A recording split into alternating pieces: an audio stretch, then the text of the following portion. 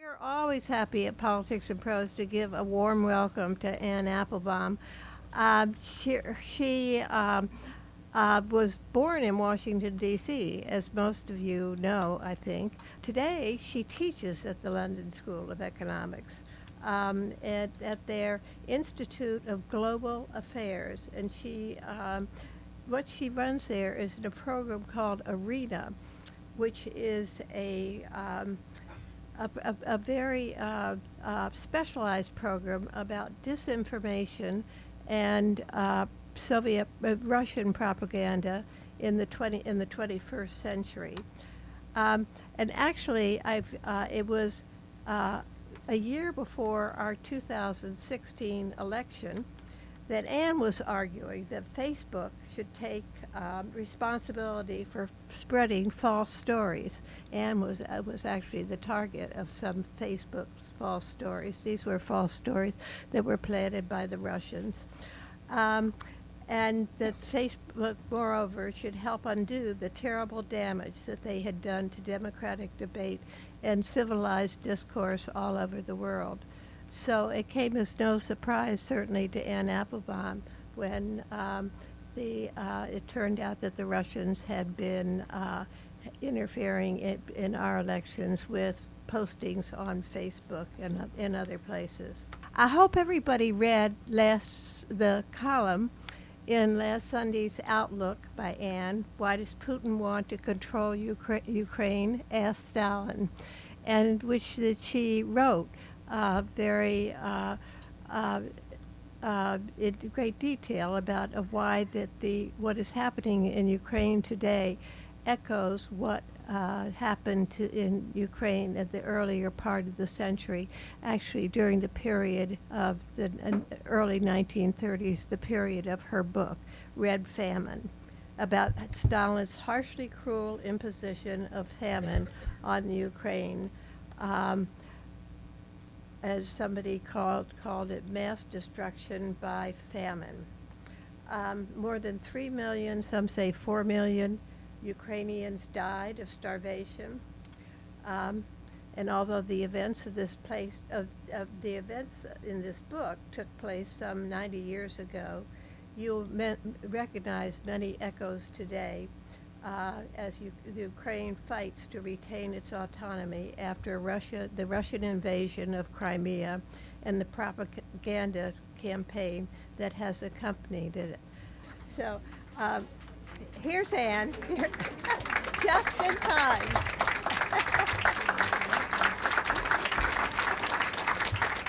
I just finished introducing. Oh, you've introduced me already. Yeah, I introduced you already. So yeah, Did you say nice things? I said nice.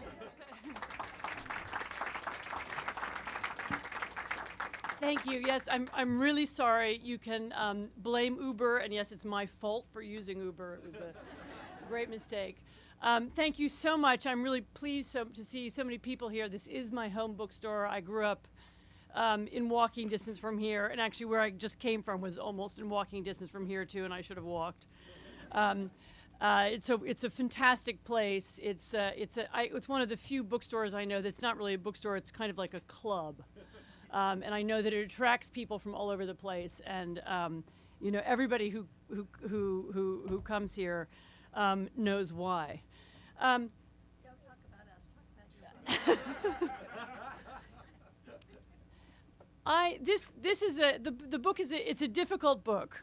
I'm going to begin by taking you to the year 1932, which is just before the main action of the book begins. And the reason why I'm choosing 1932 is because 1932 is a moment when there's beginning to be starvation all across the Soviet Union. Stalin has just launched his famous policy of collectivization, which forced the peasants to leave their farms, to join collective farms. And some of them have rebelled, some of them have fought back and refused to do it. There's chaos all over the entire agriculture system, and the signs are coming in, the warning signs that something is very wrong. peasants are writing to Stalin himself, asking for an explanation. They talk about they talk about children swollen with hunger, you have families eating grass and acorns. One peasant writes, every day 10 to 20 families die from famine in the villages. Children run off and railway stations are overflowing. The bourgeoisie has created a genuine famine here, part of the capitalist plan to set the entire peasant class against the Soviet government. But of course, the bourgeoisie had not created the famine. The policy of collectivization had created the famine. But Stalin was unable to admit that. And although he kept receiving all through that spring and summer urgent messages from all over the USSR, he resisted listening. Many people believed at that moment that a greater tragedy could still be avoided, that the regime could ask for international assistance as it had done in 1920 and 21 during an earlier famine. It could have halted grain exports.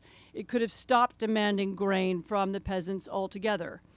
And instead what happened is that in the autumn of 1932, the Soviet Politburo, the elite leadership of the Soviet Union, took a series of decisions that widened and deepened the famine, specifically in the Ukrainian countryside. They increased the state's demand for food in Ukraine. They blacklisted farms and villages. They asked them for not just grain, but also meat and vegetables. They refused to halt the export of grain, which continued all through that year. They prohibited Ukrainian peasants from leaving the republic. They drew a kind of cordon around Ukraine, forbidding them to go across the border, and even forbidding people from going from the countryside into the cities. They blocked the roads, and at the height of the crisis, there were organized teams of party activists who went from house to house, motivated by hunger and fear and a decade of conspiratorial and hateful rhetoric. And they entered people's homes and they took all of their food. So they took potatoes and beets and squash and peas and everything edible, and they took farm animals and they took pets, and sometimes they took money and clothes. And this time the result was really a total catastrophe.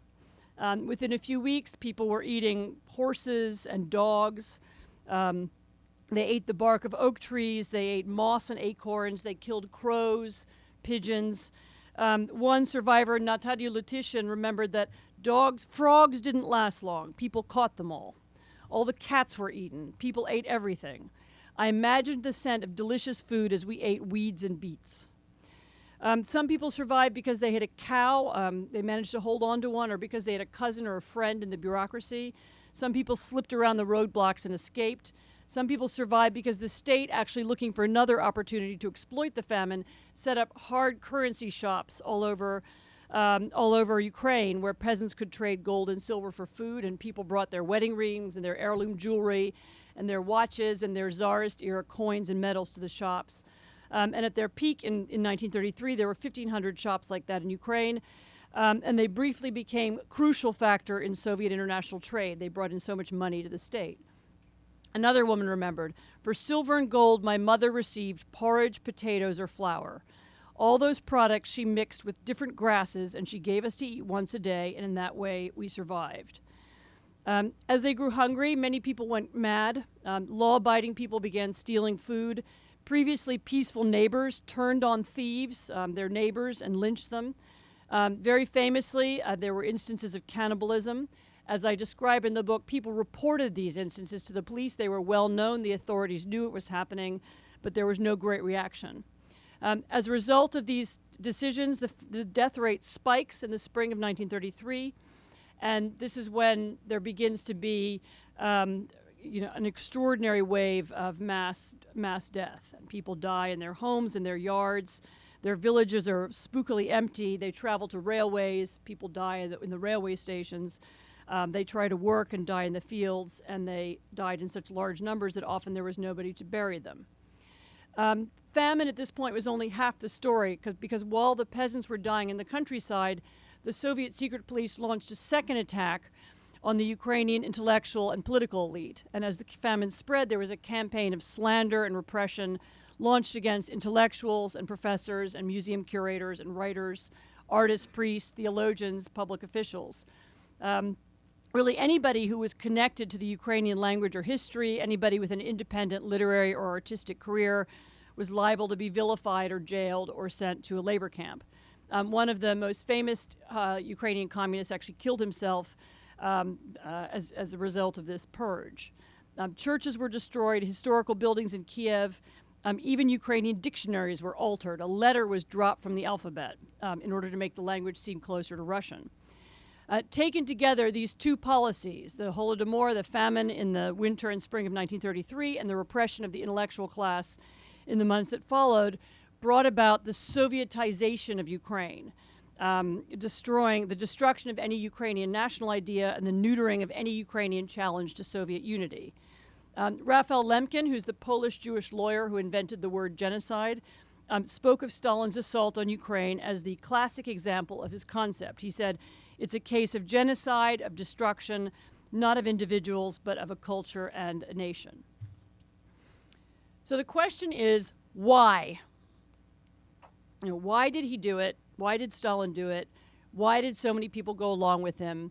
What was the purpose of this kind of mass event? And I discovered when writing this book, when I originally started it, I thought, some of you know I've written other books, and some of them involved multiple countries over a long period of time. And my instinct with this book was, well, it's 2 years in one country, so that's a fairly straightforward narrative. It's not going to be difficult. But one of the things that happened is that as I started to read about 1932 and 33, the years of this crisis, I discovered that almost everybody who's talking about the famine and who's speaking about Ukraine at this moment, and particularly Stalin himself, keeps referring backwards to an earlier year, which is 1917. That's the year that many were marking this year as the 100th anniversary. A year not of one revolution, as is commonly thought, but of several. Of course, there were two in Moscow. There was the February Revolution that ousted the Tsar, and then there's the Bolshevik coup d'etat in October. But there was also a revolution in Kiev, one that we don't remember so much, but which was very important, of course, to Ukrainians. It was spearheaded by a group of intellectuals, led, I'm glad to say, by a historian called Mikhailo Hrushevsky. But from the first moment that it appeared, and for the first moment they tried to create an independent Ukrainian state, the Bolsheviks sought to undermine them. And why? Well, because the Ukrainian national leadership was revolutionary but not Bolshevik. So it presented a kind of challenge to Moscow. Its economic plan was very radical. They also wanted redistribution of land, and their politics were very radical. They wanted an independent Ukrainian state, just like at that time lots of states were being created as empires collapsed, Austro-Hungary and Russia, recreation of Poland at that time, and the Baltic states, and Ukraine wanted to join them. But that desire ran immediately counter to the Bolsheviks' priorities, and even in some ways to their understanding of the world. They were men educated in the Russian Empire. They had difficulty imagining a sovereign Ukraine. They thought of Ukraine, which had long been a colony of Russia, they knew it as South Russia. As Marxists, they had mixed feelings about peasants, whose revolutionary credentials they doubted. And they also knew that their own revolution had been, the February Revolution had been caused by bread riots. And the Bolsheviks were always very aware that the tactics that they had used could be repeated. Stalin himself was particularly aware of this issue because his job, as we don't always remember, was to be Commissar of Nationalities. He was actually in charge of Ukraine and the problem of Ukraine in 1917 and 18. And as the Ukrainian state tried to create itself, he launched a series of what we would now call active measures, psychological games intended to destabilize the government. In a number of cities, and this will sound very familiar, and I think it's not an accident, local Bolsheviks tried to establish little independent mini Soviet republics, tiny Moscow-backed mini-states that were, of course, not really independent at all. Kiev, they tried to carry out a coup d'etat. In Kharkiv, they sought to create a rival government. Eventually, they conquered Kiev in February 1918. They were expelled again, conquered Kiev again in 1919. They ruled for a few months, and in the wake of their first attempt to run Ukraine, there was this massive, violent peasant rebellion, probably the largest ever to take place in Europe. Ukraine in 1919 split into the kind of chaos that You can think about modern Afghanistan or Syria. Lots of different warring factions, people arguing over who and how the country should run. Terminology became very confused. People would shout down with the communists, up with the Bolsheviks, or vice versa. And one of the effects of the chaos was that other armies came into Ukraine, including the white armies led by former Tsarist generals. And thanks to the chaos, they were able to march through Ukraine and came very close to Moscow. They failed, actually, either to make common cause with the Ukrainians or the Poles, and eventually the white armies lost. But for a very brief and terrifying moment in the autumn of 1919, the Bolsheviks were frightened, and suddenly it had seemed as if Moscow would fall. It didn't, but the Ukrainian peasant uprising was something that stuck in the back of the Soviet leadership's head for many, many years. It was always referred to as the cruel lesson of 1919. And although it led to some milder policies in the 1920s, it kept returning. And in 1929, when they began talking about collectivization, and again in 1932, when the famine begins, it's something that Stalin keeps referring to.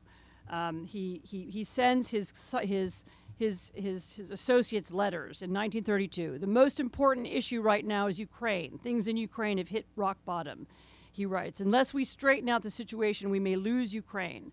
And he refers to the Ukrainian communists as, secret nationalists, direct agents of Poland. We need to turn Ukraine into a real fortress of the USSR.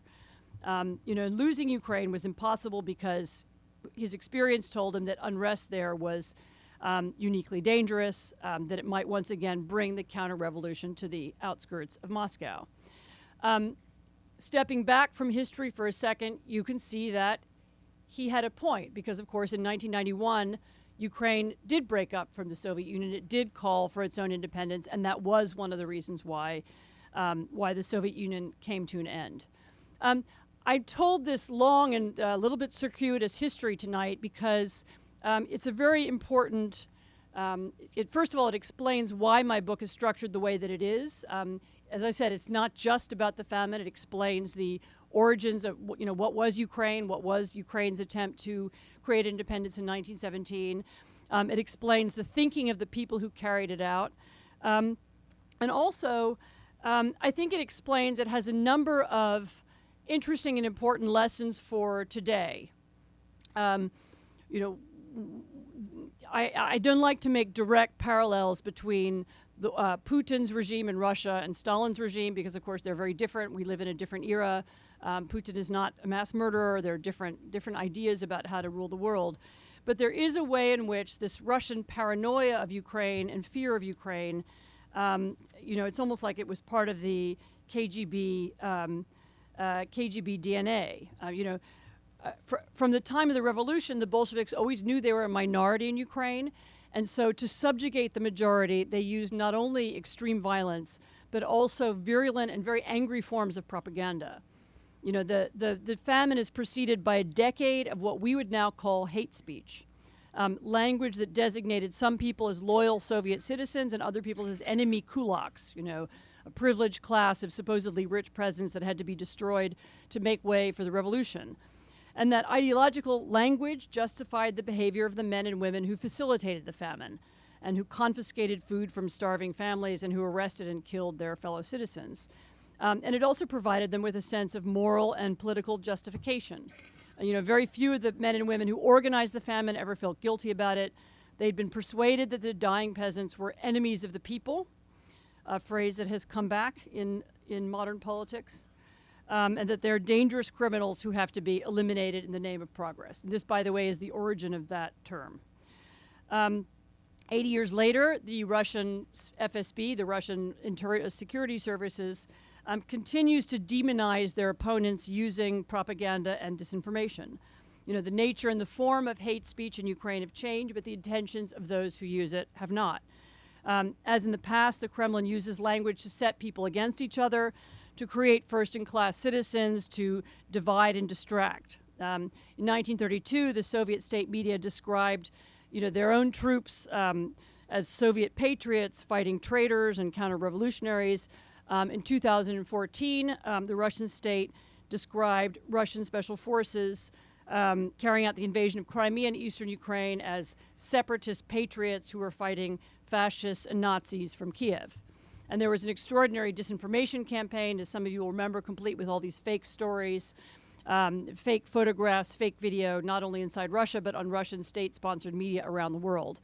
And although it's a lot more sophisticated than anything Stalin could have devised in an era before electronic media, the spirit of that disinformation campaign remains the same.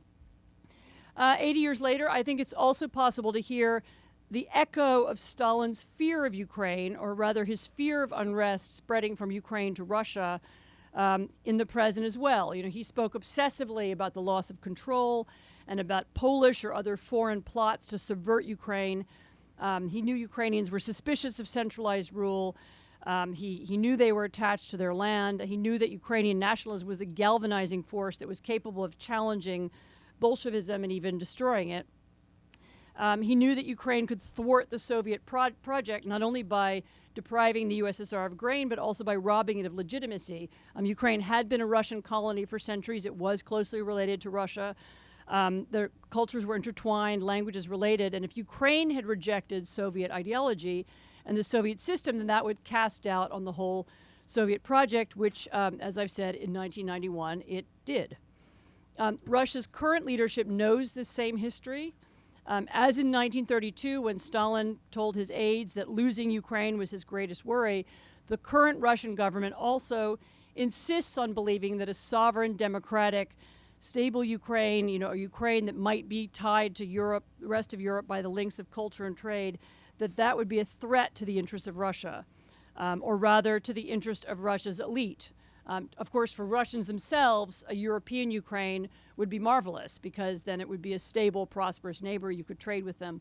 But for the autocratic and corrupt elite that run the country, the idea that Ukrainians, you know, who are so close and so closely related, that they would choose Europe and they would choose democracy over Russian influence, this is unacceptable because, of course, it could give Russians themselves bad ideas.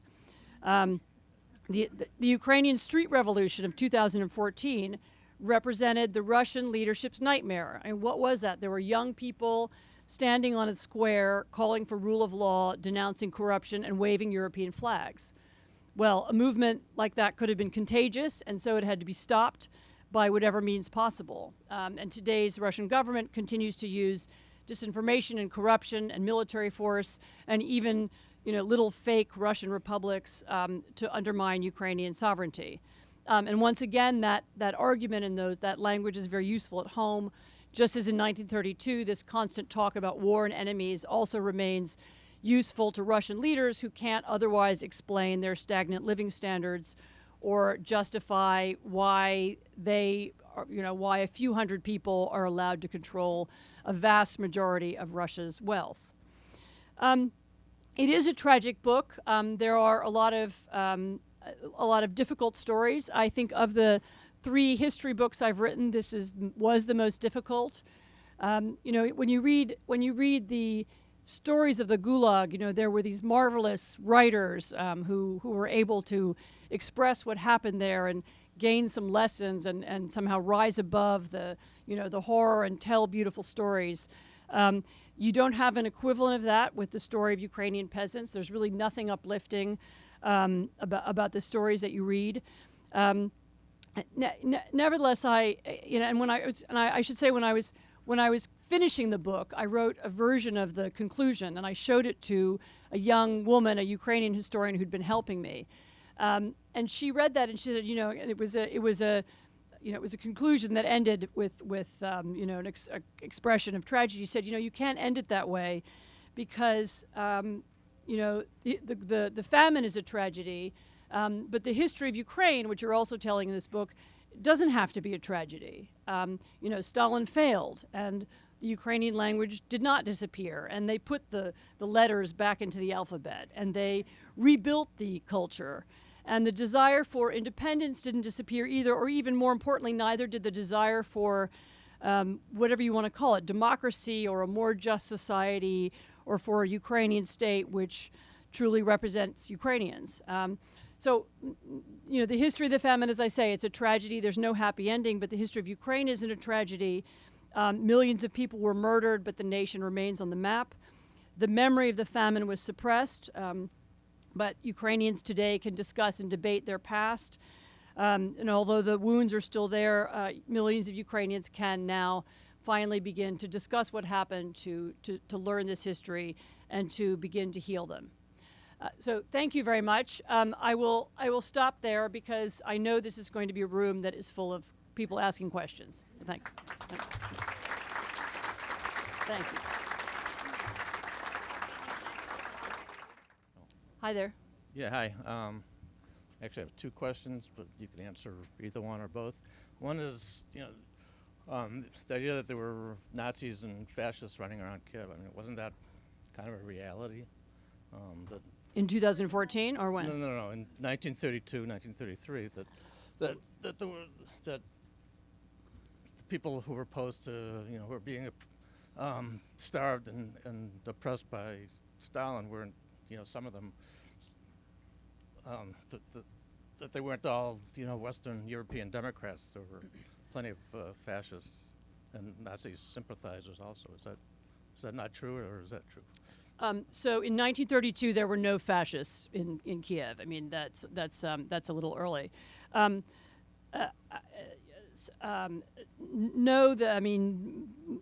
Central Europe in the 1920s and 30s was not a wonderful place for democracy, and not everybody there was a liberal or tolerant thinker. And I wouldn't deny that. And the book describes, for example, some of the more horrific aspects of the civil war in Ukraine, which included, before the Holocaust, one of the most terrible pogroms in European history, which took place during the Russian Civil War. It's also true that in 1941, when Hitler invaded the Soviet Union, that there were Ukrainians who welcomed German troops as saviors. Now finally you're going to save us from Stalin. But that I would be cautious about, particularly with hindsight, blaming people for. I mean, given what one of the things you learn from this book is what it meant to be living under Stalin, and what that did to people, what it did to people intellectually and physically, and it helps you understand why there was that reaction some years later. Ukraine now. Ukraine is a place where there's very loud, very argumentative politics. I would say there's some left-wing extremists, there's some right-wing extremists. However, there are left-wing extremists and right-wing extremists in most European countries, and I think, unfortunately, indeed, in this country nowadays. And what's important is that, in several elections you've had, big majority votes for, and particularly in the most recent elections, for joining Europe, which in Ukrainian minds means, if not something that we would call perfect democracy, then it means some idea of tolerance, some idea of rule of law, and some idea of fighting corruption. And that alone puts them at odds with the modern Russian state, which doesn't believe in those values at all. So, but I think it's always wrong to read back into the 1930s things that happened, later in the 1940s. Anyway, sure. Next question. Thanks so much for your book. And I was just curious if in your research or in conversations with other historians, you've kind of learned about the experience in the Jewish villages and towns of Ukraine during collectivization and also during the famine. Thanks. Thanks. So there, unfortunately, because of the way records are kept, one of the things I looked for was specifically was the Jewish experience of the famine. I think most Jews in Ukraine were not farmers, and so particularly by that point in time, they were mostly in towns. And so, although I explained what happened in the cities, which was that most people in the cities had access to ration cards of some kind. Not everybody, and actually there were people who starved in the cities too. And the Jews mostly fell into that category. There are some exceptions. There were these Jewish agricultural villages and towns and collective farms, which seem to have suffered in a similar way from the peasants. I mean, there are also some really, there's several anecdotal stories about Jews who had access to food because of ration cards helping their Ukrainian neighbors. I don't know how typical that was, but I mean, there doesn't seem to have been an exceptional Jewish experience. I mean, those who were in the country had a similar experience to the Ukrainians. Those who were in the cities, which was the majority, had a similar experience to the rest of the urban population. But sure. Thank you. My question is, when writing this book, did you have a chance to get in touch with the Russian scholars that have studied this? If you have anything to say about that. And the second one is you write a lot about disinformation, and I think it's important. How do we protect ourselves from that? Right. So we're moving into contemporary politics. So first of all, I did, yes, there are a couple of Russian historians. There's one in particular who's written a lot about the famine period, and I had some contact with him, and I used his books, which I read. He has a different view from me about what happened in 1932, but I don't think everything that he writes is wrong. And actually, in the epilogue where I talk about the different Russian and Ukrainian views of what happened, I, explain how I think my books and his books are compatible. He argues there wasn't really a Ukrainian famine, there was a wider Soviet famine, and you can't talk about a special role for Ukraine, and I disagree with that, and I explain why. But there are Russians. It's important to note there's a massive, huge numbers of Ukrainian scholars who now work on this. I found, weirdly, the Ukrainian archives, and sometimes the heating doesn't work, but they're among the easiest archives to use in Europe. And you can more or less walk in with your driver's license and they'll let you, nobody really asks you any questions, and you can read whatever you want, which, by the way, does not happen in Germany. And there had been one of the advantages I had in writing this book was kind of a decade, actually, of Ukrainian scholarship. People had been working on this subject. They'd been digging in the archives. They'd been putting together collections of things. And people were unbelievably generous, both with works that they'd published and with their access to documents. And I felt the Ukrainian scholarly community really wanted a book to be published in English, and I was glad that I could do it. So disinformation, so it is not an accident that a lot of my Washington Post columns talk about the subject of disinformation. It's not an accident I work on this subject from a more academic perspective in London at the London School of Economics. And it's not an accident that last spring, when I was watching the American election, I became so alarmed by some of the things I saw happening in social media, because they reminded me so much of what I'd seen in Eastern European and indeed Ukrainian election campaigns. I even wrote a column about the coming Ukrainianization of American politics, which I wrote when Paul Manafort was appointed to be Donald Trump's campaign manager. I can't now remember which month that was, but it was early in the year. The argument was that, back in the 1990s, we exported the democracy to the East, and now the East was re-exporting back techniques to manipulate democracy to us. And, I guess it might have seemed a little far-fetched in February, and then it got less far-fetched over the summer. And yes, I do think that the ways in which the modern Russian state uses disinformation, the way, for example, in which they search out extremes. They look for the extreme left in any given European country or the extreme right. They don't invent them. They never invent these things. They didn't invent Marine Le Pen, who's the National Front leader in France, but they did fund her. They don't invent, far left groups in Europe, but they fund them or they help them on social media. Their interest is in how do we divide people? How do we create division in society? And this is something they've been doing, starting in Ukraine in the 1930s, continuing through the KGB's disinformation tactics during the Cold War and up to the present. I mean, again, I'm speaking in quite a facile way. I can, if you've gotten like another hour and a half, I can do it in a more sophisticated way and say why it's different now and how it's different to use social media. But there are some connections in these ways of thinking between the past and the present, and that is exactly why I got interested in it. I spent a lot of time working on Soviet history, and when I see things that seem like echoes to me in the present, I write about them. So what we're going to do about it, I think we need another session. I don't think there is a silver bullet.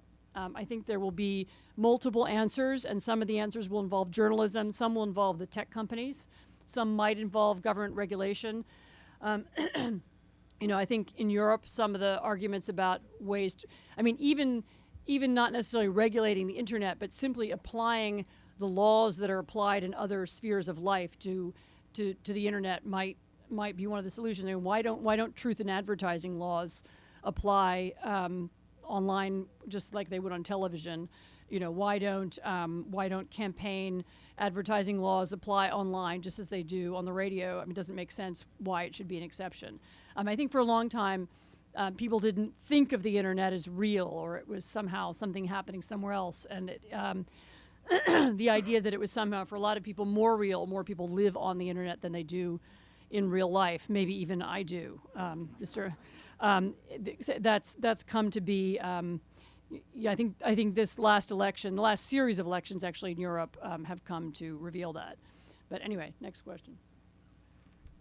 Thank you for writing this. It's a very important topic, so thank you. It seems that you would think that what the Soviets did in the Ukraine would be, economically counterproductive, that the starved peasants couldn't plant in the most productive area in the Soviet Union.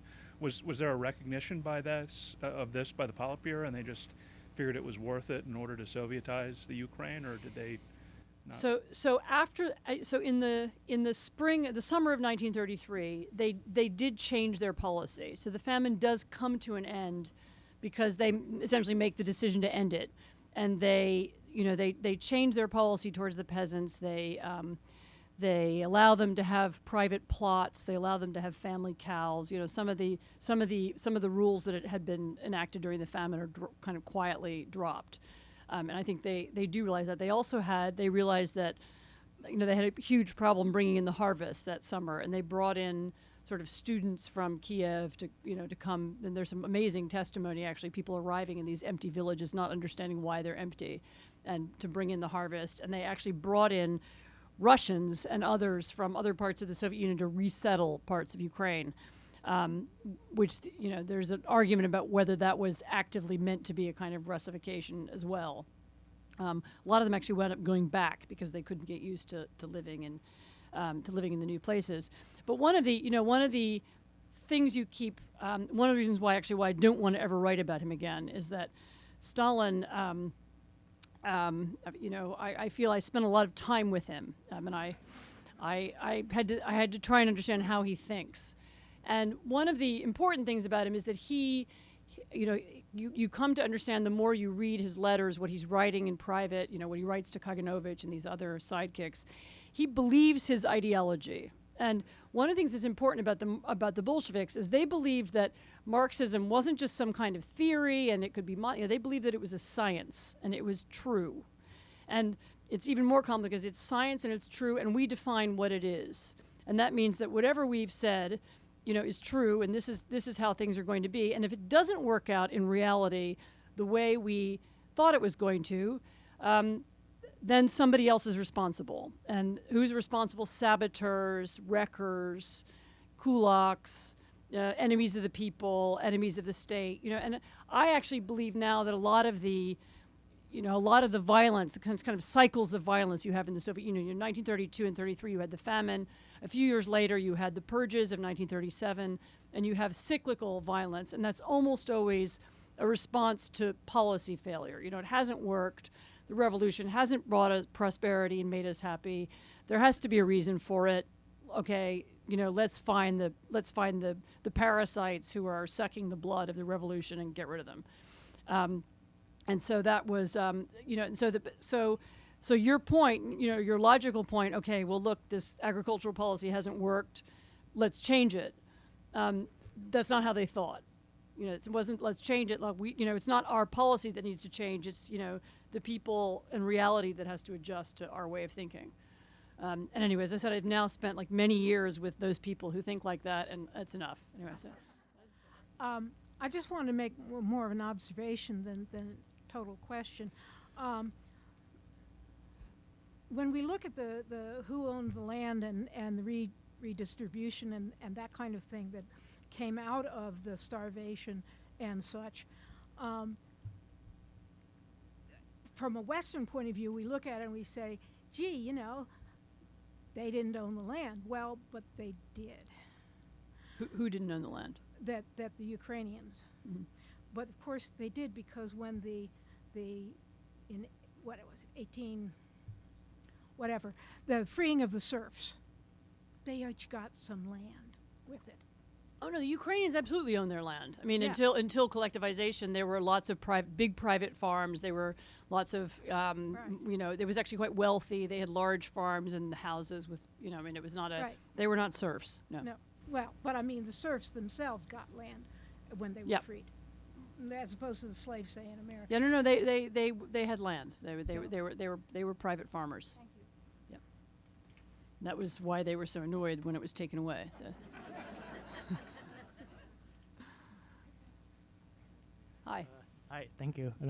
What does this whole tragedy says about the communist ideology? Are they inherently bad? According to? Is communism bad? Yeah.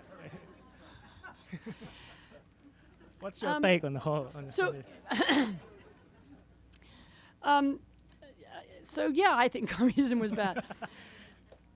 I think the confusing thing about communism and Marxism is that some of the language of Marxism, and not just sounds very familiar to us, and not just to those of us on the left. Marxism is an Enlightenment project, and this idea it's and as I said, it has a scientific idea. There's a rational way of ordering the world. We can, if we can just break up everything and reorganize it, and we do central planning instead of this ridiculous waste of time that capitalism is, and if we can eliminate greed, it has some of the aspects of it appeal even to sort of centrist liberals. I mean, there's an idea that if we could just reconstruct society along rational lines, it would work better. And so one of the other oddities about Soviet history is that let me rephrase that. There's a chapter in my book that's about the cover-up of the famine, which was very elaborate and actually involved Western journalists as well as Soviet bureaucrats, and this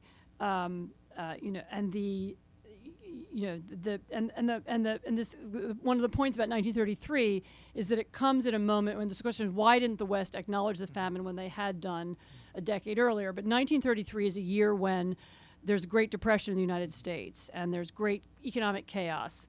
And so lots of people in the West begin looking for an alternative, including Roosevelt, some of whose team went to Russia at that time. And Roosevelt himself opened U.S. relations with the Soviet Union also at the end of 1933, in the year of this great famine and this great total disaster.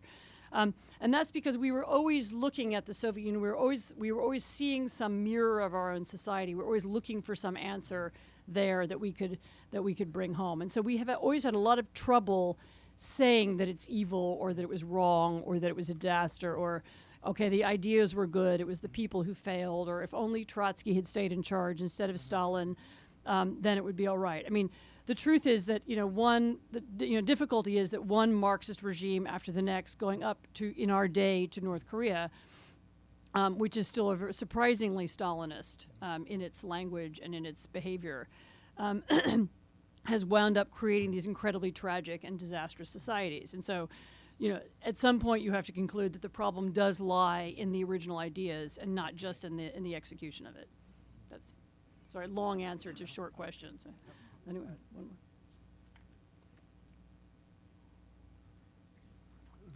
The Ukrainians suffered horribly in 1932 and 33 and so forth. And right next door, the Ukrainians in Poland were, they weren't starving. They maybe weren't living grandly, but they weren't starving. 6 years later, when the Soviet Union invaded Poland, the Ukrainians rose up and killed 88,000 Polish ethnic Poles in that area. Did the Ukrainians blame the Poles for something or other, or what was it? No, I don't. Well, this is the massacres. I mean, so those massacres, I think, are more don't belong in the context of the famine, but belong in the context of the Nazi invasion and the politicization of ethnicity that you had across that whole region during the war. I don't think it's a, I don't think the Poles were blamed for the famine in that sense. Did they try to help at all? I mean, they would be people who would know the truth. So there's an interesting role that the Ukrainians outside of Ukraine play, both during the famine and years later. During the famine, a lot of them did, of course, know what was going on, and they tried to talk about it. I mean, one of the other very interesting, I've alluded to it, interesting aspects of the story is it's a very interesting illustration of what it is that we know about the world at any given moment and why. And so, of course, there were people who knew about the famine, the Ukrainians on the other side of the border, but actually lots of diplomats. The Polish government knew. They had consuls in Kharkiv who were paying attention. There was this amazing consul, Italian, who lived in Kharkiv and wrote these very eloquent, lovely letters back to Rome describing what he saw.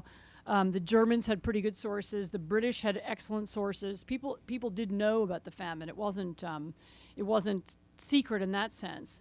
But for a lot of historical reasons, one of them, as I say, was that the United States was looking at the Soviet Union at that point as looking for new ideas because we seemed to have run out of them.